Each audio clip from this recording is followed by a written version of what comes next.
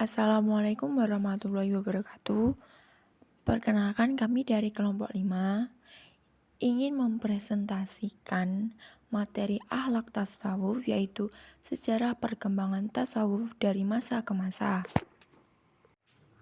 Kami kelompok 5 yang beranggotakan Tresna Setianingrum, Widya Izzatul Cahyati, dan Zulfan Ahmad Fauzi.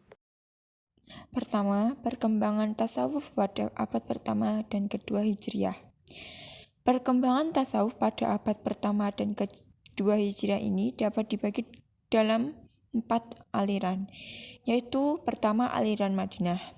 Sejak masa awal di Madinah telah muncul para sufi. Mereka kuat berpegang teguh pada Al-Quran dan As-Sunnah dan menetapkan Rasulullah sebagai panutan kesudahannya. Para sahabat dalam kehidupannya selalu mencontoh kehidupan Rasulullah yang serba sederhana dan hidupnya hanya diabadikan kepada Tuhannya. Para sahabat tersebut adalah Abu Bakar As-Siddiq, Umar bin Khattab, Utsman bin Affan, dan Ali bin Abi Thalib. Kedua, aliran Basroh. Louis Massigonon mengemukakan bahwa pada abad pertama dan kedua terdapat 2 aliran asketisme Islam yang menonjol, yaitu Basroh dan Kufah. Tokoh sufi yang menonjol pada aliran ini adalah Al-Hasan Al-Basri dan Malik bin Dinar. Ketiga, aliran Kufah.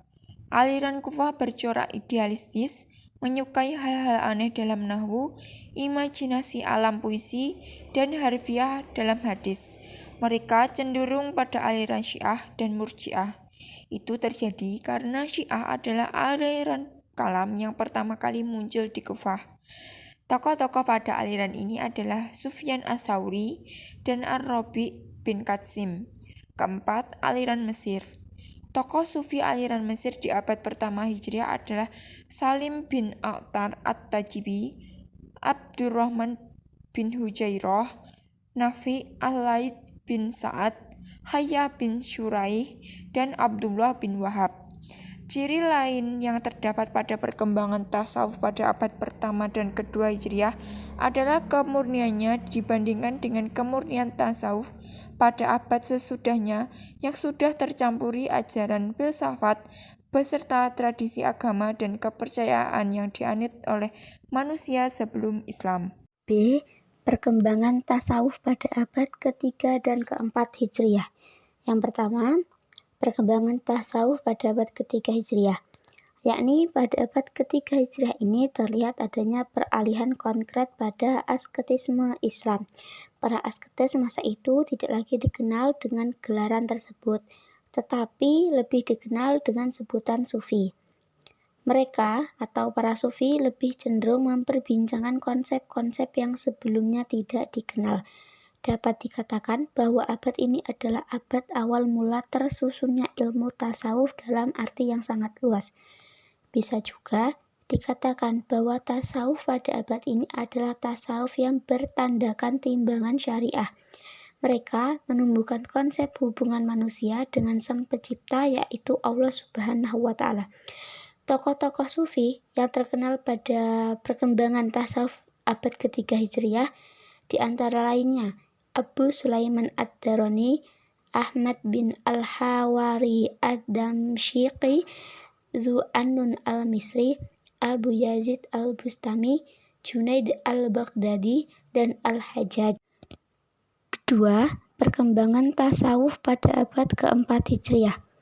Pada abad keempat ini ditandai dengan kemajuan ilmu tasawuf yang lebih pesat ketimbang perkembangan pada masa abad ketiga Hijriah, yang mana upaya mengembangkan tasawuf di luar kota ini dipelopori oleh ulama-ulama tasawuf yang terkenal, antara lainnya Musa Al-Ansori, Abu Hamid bin Muhammad Ar-Rubazi, Abu Zaid Al-Adani, Abu Ali Muhammad bin Abdul Wahhab As-Saqafi.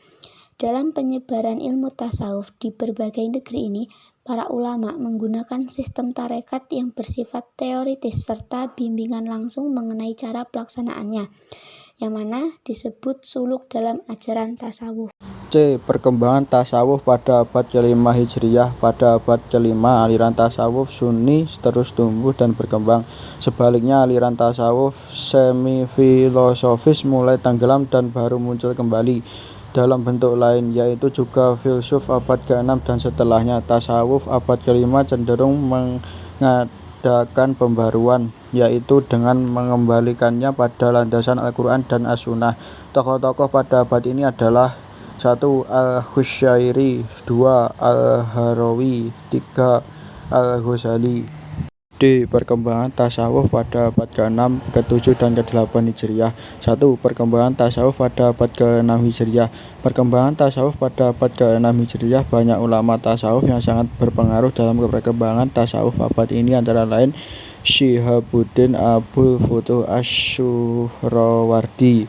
2. Perkembangan tasawuf pada abad ke-7 Hijriah. Ulama yang berpengaruh pada abad ini adalah Ibnu Faraidh dan Ibnu Sabi'in. 3. Perkembangan tasawuf pada abad ke-8 Hijriah. Pada abad ini tidak terdengar lagi perkembangan dan pemikiran baru dalam tasawuf. Pengarang-pengarang kitab tasawuf pada abad ini adalah Al-Kishani dan Abdul Karim Al-Jili. Pengarang kitab ini Insan Al-Kamil. E. Perkembangan tasawuf pada abad ke-9 dan ke-10 serta sesudahnya. Pada abad ini tasawuf mulai memudar dan para peneliti muslim menarik kesimpulan bahwa dua faktor yang menonjol yang menyebabkan runtuhnya pengaruh ajaran tasawuf di dunia Islam, yaitu 1. Ahli tasawuf sudah kehilangan kepercayaan di kalangan masyarakat Islam, sebab banyak di antara mereka yang terlalu menyimpang dari ajaran Islam yang sebenarnya. 2. Penjajah Eropa yang bernama Nasrani sudah menguasai seluruh negeri Islam. Tentu saja paham-paham sekularisme dan materialisme selalu dibawa untuk menghancurkan ajaran tasawuf. Sekian presentasi yang dapat kami sampaikan. Apabila ada kurang lebihnya kami mohon maaf. Wassalamualaikum warahmatullahi wabarakatuh.